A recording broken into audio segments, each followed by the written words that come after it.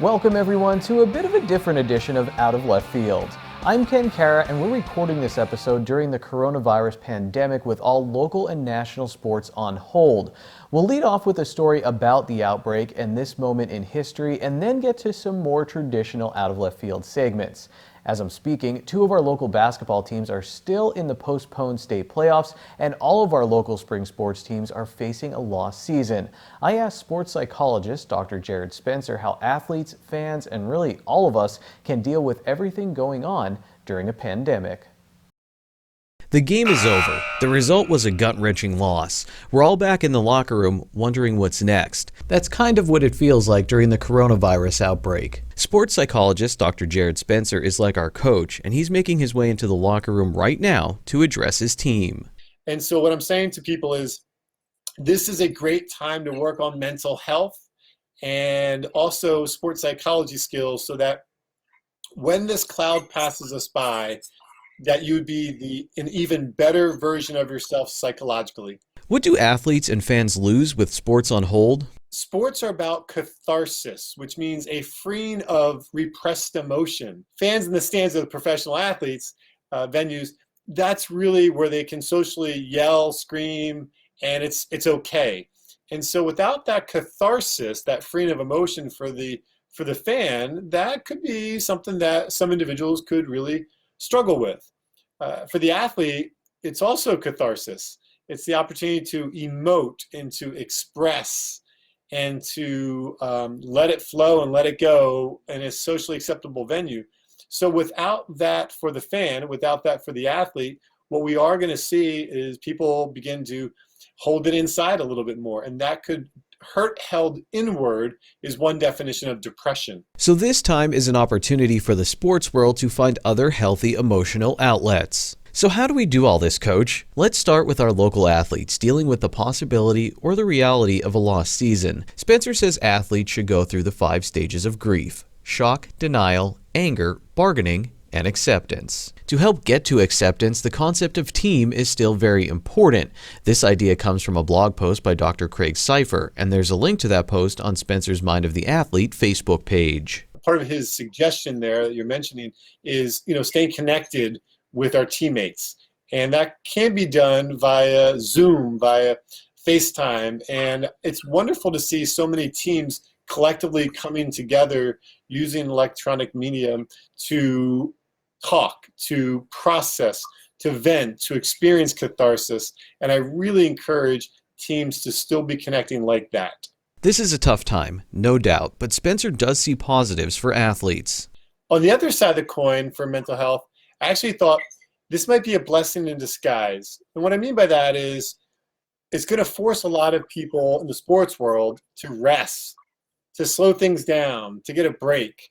And quite frankly, the nature of the sports world has become a go, go, go, overscheduled. They all could use a little bit of a break, a little bit of a rest, and this was one way that it was a mandated rest. Spencer adds that the skills developed now may help athletes when the games and the pressure are back on. Rest and free time are great, but boredom can creep in. Spencer tells his athletes boredom breeds creativity. This is a real opportunity for us to be creative, to find new ways to develop skills and techniques and interests, and, for example, hobbies.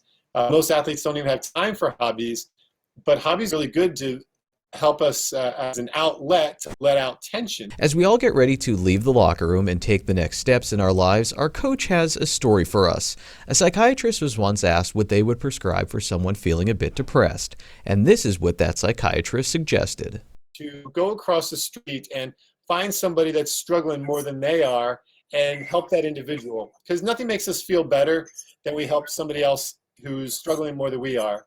And so obviously we've got to follow the precautions, but if there's anything that any one of us can do remotely, electronically, from a distance, using your phone, if there's anything that a person can do to help somebody else in need, not only does it benefit that person, it also makes us feel better ourselves. So I would encourage a lot of that. While sports were on hold, local sports historian and host of SSP TV's Short Shots, Ron Mar-Kay-Dium, brought in some treasures from his massive sports collection. Local sports guru Ron Mar-Kay-Dium has a lot of items in his sports collection. Most of his collection is stored in his garage, which is really more of a museum affectionately named the Mar-Kay-Dium. Today he's going to share some of his treasures and secrets with us. I paid at an auction for this, maybe $50 on the phone, a national, because I had to have this book, you know. And so that's where sometimes you just have to have it, you know. I censored Ronnie because his wife doesn't know how much he paid for the Yankees comic book, and I don't want to rat him out. In other words, don't get caught throwing it in. You know, if you get, once it's in there, you know, it's like water in the lake, you can't see it. But don't get caught taking it in there. So I had to sneak stuff in there. And that's what she'll always say, he says that about me, but look in there. How much do I stop him from getting anything? I feel it's important to note here that Ronnie and his wife Chris have been happily married for over 50 years. Now let's get to some treasures from the Mar-Kay-Dium. Our first item is a bit of Hazleton High School football history from 1939. This is the program from the dedication of Harmon Geist Memorial Field in Hazleton on October 29, 1939. It was the home of the Hazleton High School Mountaineers back then, and currently the Hazleton Area High School Cougars call Harmon Geist home. It's had the same name for 81 years, but what was Harmon Geist called before 1939? Well, it used to be Beeler Field, but it was the same field. Okay, right there. Yeah, but then they changed the stadium. It used to be like a baseball field. It was closer to Fulton Court, but then they moved it back. But it was the same stadium. You know, nobody knows who Beeler was. Beeler had to be somebody, and I looked in that books that Art Krause wrote for Hazel, nothing about Beeler. It's really hard to stump Ron when it comes to sports. He usually stumps everyone else during his weekly segment on SSP TV, but someone has to know who Beeler was. Like a good reporter, I did some digging, and in digging, I mean I texted Hazleton historian Charles McElwee, who did the digging for me. Thanks to his research, I can tell you before it was Harmon Geist Memorial Field, it was Bueller Field, named for Emil Bueller, who was a manager for the Duplin Corporation in Hazleton. Bueller played a major role in building the stadium for the community, and then it was eventually sold to the Hazleton School District. Let's jump to the 1940s and World War II and move to the hardwood. Hazleton High School fans had a lot to cheer about when Huey McGeehan was the team's coach. Yep, the boys of HHS were trending back in the day. There's probably not another one like this. This here is a postcard that Huey McGeehan sent his son during the war, and this is the picture of the Hazleton team. His son was in the service on his ship. He was on the SS Cape Victory. That was the name of his ship. He sent it right to the ship. Huey McGeehan. Well, he was the greatest, probably the greatest coach. He was the first year of the Hall of Fame. He won 3 state titles. The current gym at the Hazleton Area High School is named for Huey McGeehan. Now to the 1950s, when drive-ins like the Naughty Pine were hopping and St. Joseph's Gym was the place for hoops in the Hazleton area. This is the first season ticket for 1952. The first year at St. Joe's, $3.50. They used to punch your ticket. Then you keep this and you put it in your wall, and every game they punch a different game. They don't do that now. It was the first year they won the first 10 games. They were 10-0. And then they played Allentown Canaries, and the largest crowd in the history of the gym. They were 2 deep, upstairs behind the second deck on both floors. Behind, it was the capacity back then at St. Joe's was like 3,100. Then they dropped it to about, they only had the seats like this, so then they changed the seat and dropped it. It made the seats wider. In front of that record-setting crowd, Hazleton lost that game to Allentown at St. Joe's Gym. 1 year earlier, Bobby Thompson hit the shot heard round the world as the New York Giants sunk the Brooklyn Dodgers at the Polo Grounds in New York for the National League pennant. The Giants would go on to lose to the New York Yankees in the World Series. And that takes us back to the beginning of our story and the first item in Ronnie's collection, that comic book featuring the 1951 Yankees. And this is the first thing I ever had, 10 cents. I remember my mother bought it, maybe I was 10. My mother bought it at Neapolitan's grocery store in Wyoming, so we lived a block away. And that's when I became a Yankee fan. Actually, this one, the one I got, sort of faded, and if you open the page, it'll flicker away. So this one, I bought this at an auction. Things are a little crazy right now in 2020, and Ron Mar-Kay-Dium is using his time at home to continue to preserve our area's sports history. So I try and keep myself busy, and a lot of projects, get my pictures straightened out, all old pictures. But the problem is I'm running out of projects to do because I don't know how long this is going to go. But so it's tough. It's tough. We just have to keep fighting this out. So this is like therapy, mental therapy. You got to keep your mind off and you can't keep thinking about it. So everything seems like a treasure to me. But and I have so much I could really show you. Yep, things are crazy now, but we'll get through it. And until then, in the immortal words of Ron Marchetti, until next time, be a good sport. Stay loose.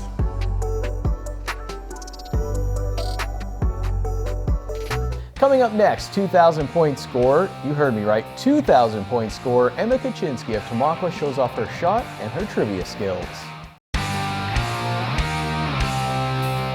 Welcome back to Left Field. In her last game as a high school basketball player, Emma Kuczynski scored her 2,000th career point for Tamaqua Area High School. If I played one-on-one with Kuczynski, she would score 2,000 points in one game, so I wouldn't even try to guard her. I would just lob random trivia questions at her, and that's exactly what I did. How many shots do you think you can make? Just shoot around like 5 minutes? It's like you're over-under. It depends on how I'm feeling today. How are you feeling today? I don't know.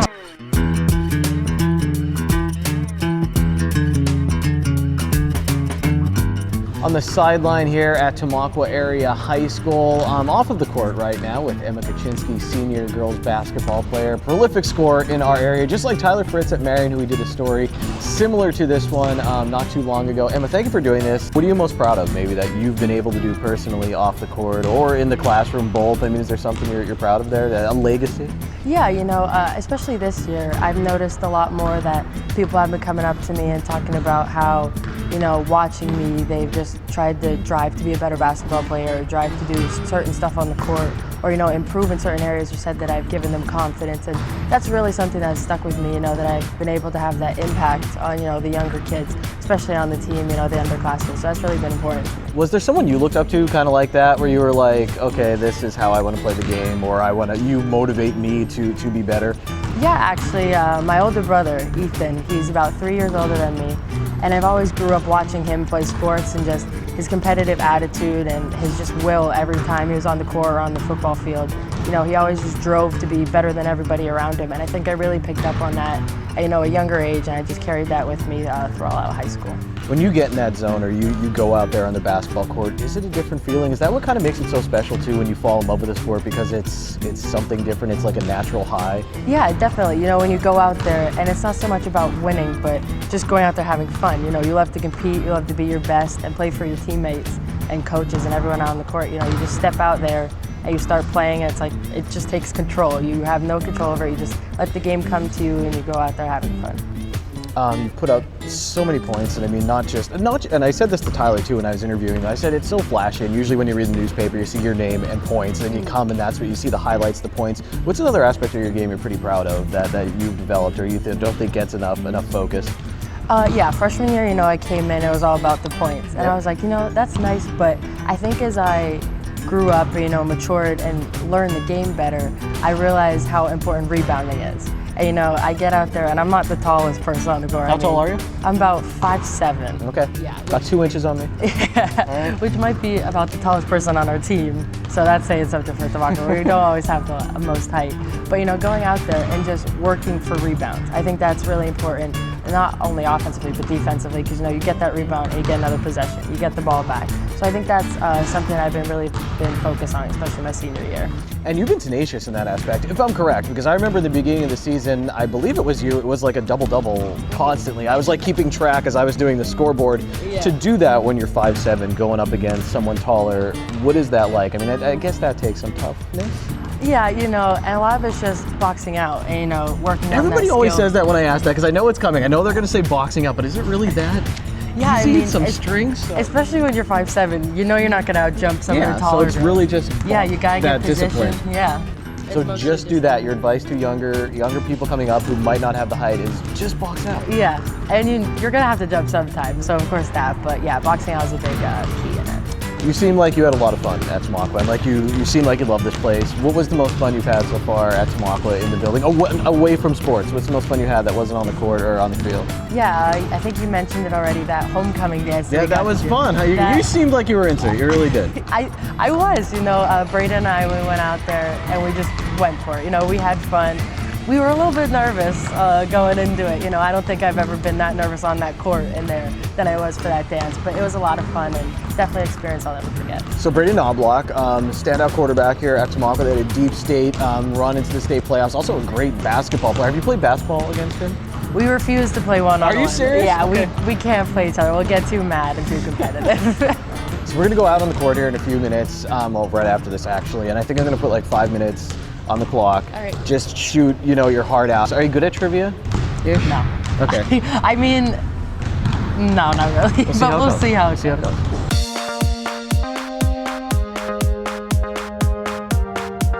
Spell your last name. Kuczynski.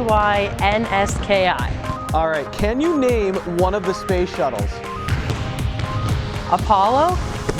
No, but okay, that was in the, I'm gonna give a half point for the effort. Oh wait, the Challenger. Challenger, good job, all right.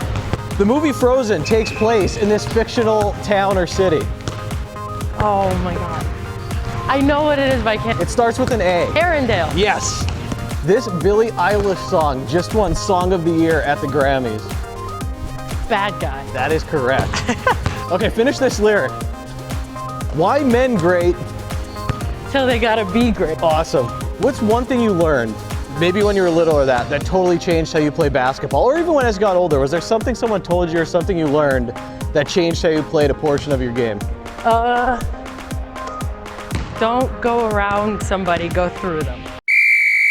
All right, time out from our segment on the court at Tamaqua Area High School here with Emma Kuczynski, actually making your college choice official today. It's your signing day, but I think when I asked one of the questions during our feature story, it was my fault. I didn't ask it the proper way. I said, what does Tamaqua mean? And you said friendship, and I took that as maybe what Tamaqua meant to you. Mm-hmm. Yeah, definitely. You know, living here my whole life, I definitely developed a lot of relationships, you know, not only with my friends my age, but also a lot of people older and a lot of adults here. You know, there's really a sense of community and home that we all can be a part of here. Excellent. I think that's a great answer, but that's not what I meant. I wanted to know, what does the word Tamaqua mean? I actually don't know. Isn't it the coal region or something? Okay, see, I looked this up and I found 6 different answers, but this is the first time in out of left field history that I actually brought in a historian from Schuylkill County. You ever heard of Porcupine Pat? He's a cool guy. When you watch your segment, you're going to learn all about him, and I asked him the correct answer to this question: what does Tamaqua mean?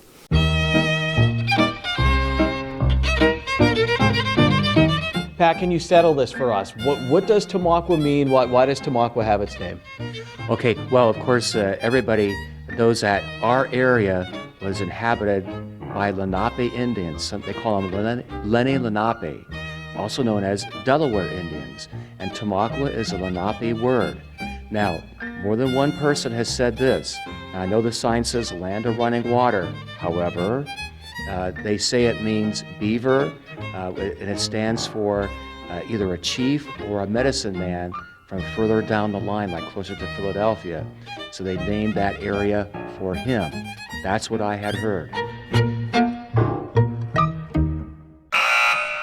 What was the nickname of Tom Cruise's character in Top Gun? I have no idea. Yeah, Tyler didn't know that one either. And you said your coach is the all-time leading scorer here. Yeah. What was it like working with her then, as you're this prolific scorer? What's it like talking with her? How has she helped you out? Oh yeah, you know, she's definitely instilled in me a lot of confidence and trust over the last 4 years, and we've definitely grown together as a player and a coach on and off the court. That's time. Good job. Thanks.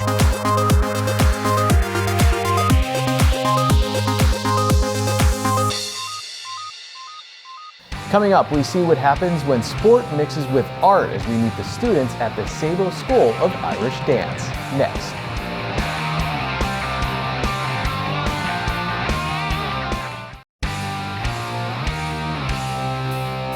Welcome back to Out of Left Field. You can research like crazy, but usually you never really know what to expect when covering a story until you get there. With this next piece on the Sabo School of Irish Dance, I knew exactly what I was getting into. I watched one piece of them dancing on YouTube and knew I'd be saying wow a lot, and so will you. Enjoy this mixture of sport and art. 5, 6, 7, 8.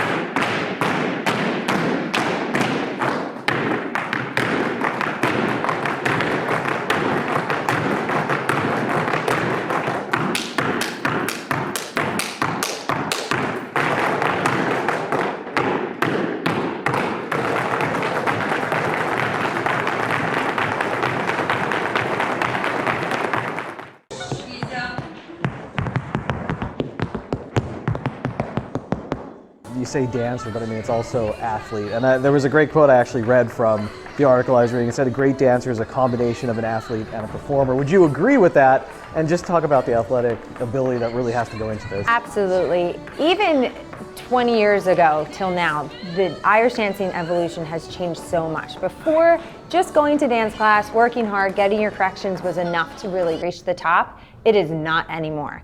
Irish dancing is just one aspect that you need to do for your training if you want to reach the top. A lot of dancers now do a CrossFit kind of workout, and that's really to build the muscle and flexibility for Irish dancing. The rhythm's getting harder, the steps are getting faster, the jumps are getting higher, and you really need something other than dance to build up and support that body so you don't get injuries. It is very difficult because, like you said, you really need to have the athletic strength in order to dance well, but you still are putting on a performance. And that's one thing I always remind my dancers is the judge is gonna see dancer after dancer after dancer. What is it about you that's gonna stand out? Not only by your athletic ability, but your presentation. Shoulders back, confidence, a smile goes a long way on a stage. So you really do have to do both. And I think that makes it even harder than a regular sport. Because regular sports, you can just go for it and focus on scoring the points, but not only do you have to do everything in your training, but you have to make it look easy and effortless and float and smile. It's not easy at all.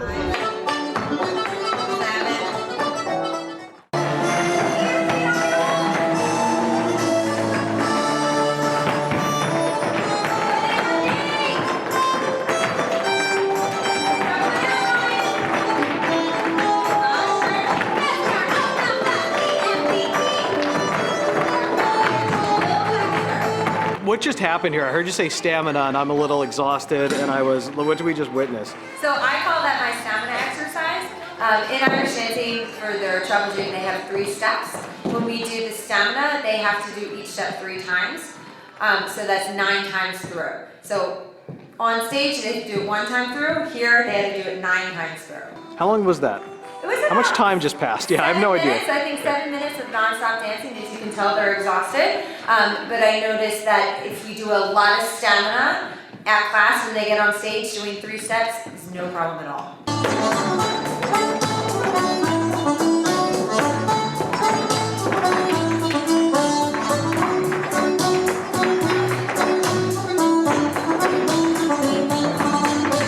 Were your feet always able to move like this? I mean, I think it would take some training into the talk about when you first started. How did it go? When I first started, I'm just gonna say this, I'm gonna be honest, I was not good at all. I couldn't put my own, it was just not good. But then I think after about 4 years of dancing, I started to click in, and that's when I started to get good, and people started to notice that I have good potential. For some people who this might be their only glimpse into the world of Irish dance, what do you hope they take away, or what do you want to explain to them about it? The Irish dance is a sport, and that although it may look easy, doing it's really hard, and that it takes so much time and effort to do it, and there's so much sacrifices you make. I make sacrifice so many parties and events for school just so I can go to dance practice.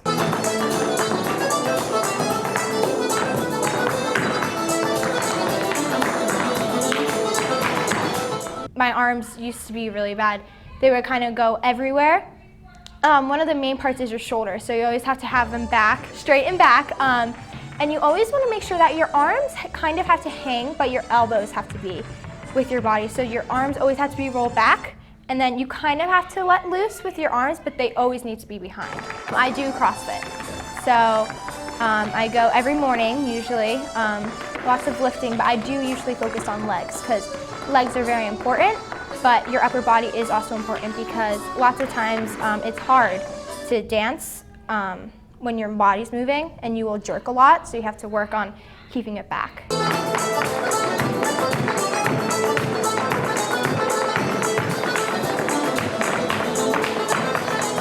When I was younger, I broke my foot just walking. I was 10, I was weak, I didn't really have a good muscle base. But the more you train outside of it, that really helps build up the strength in your legs.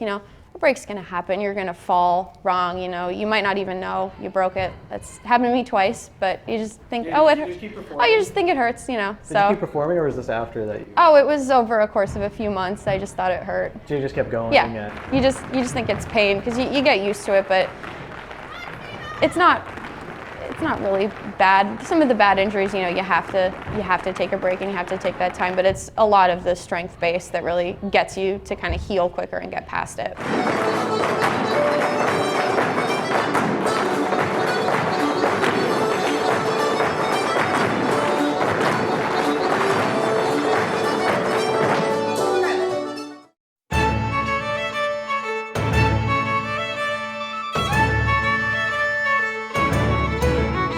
What's it like when you're out there? Is it like a different world, like something switches in you just feel differently? I love it. I love to perform. So I really usually have the performing and smile aspect with my dancing. So I love being on stage. I have made so many friends from dance, from like competitions. It's always been really helpful to have other people encourage me and have people to tell me like, you can do this, like you're capable of it. I like the travel aspect of it. I like all of the experiences that I've been able to have and all the people I've been able to meet. I actually lived in Ireland for a couple months during college, so I was able to dance over there, so that was a really awesome experience. And it's mostly the people that keep you wanting to do it. I've known Jackie since I was, I think, 11. I knew Carlin when she was born, so I've been watching all these kids grow up, so you don't want to leave it. I've been told I'm pretty aggressive, you know. I like to kind of take charge. I like to get to the front. I like to make it kind of my moment. That's what I really like, to just get out there and get noticed, because you're always going to be dancing with someone else, and you want to get that attention first, because then it's going to come back to you when they're watching you later in the round. Is that your personality coming out, or do you think your personality has come up with being in this sport? I used to be super shy. I was really quiet, you know, I didn't really like talk a lot. I would never have been able to do this when I was in high school. I could not speak at all. But going through all the experiences and, you know, like the bad days, the good days, the hard work, the injuries, you know, it kind of gets you to a point where you're like, you know what, I can get through it, I can do it, why not be confident?